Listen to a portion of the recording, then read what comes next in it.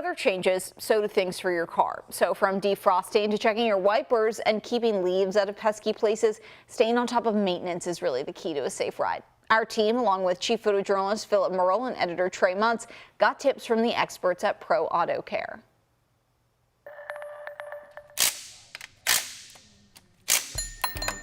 My entire job is customer care, whether it be answering phones, answering emails, answering questions.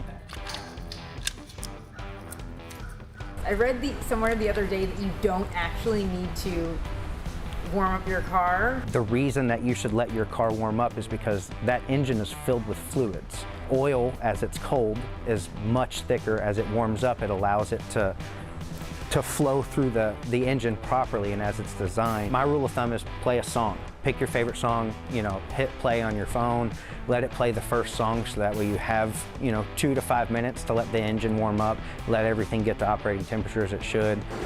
The last couple of years we've had some pretty cold snaps here in Louisville considered to what we're used to.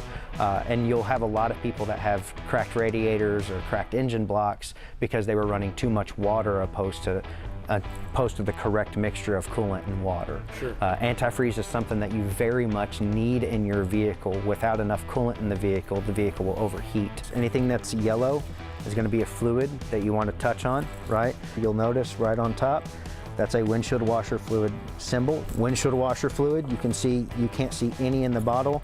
These bottles are almost always clear so you can tell how much is in it.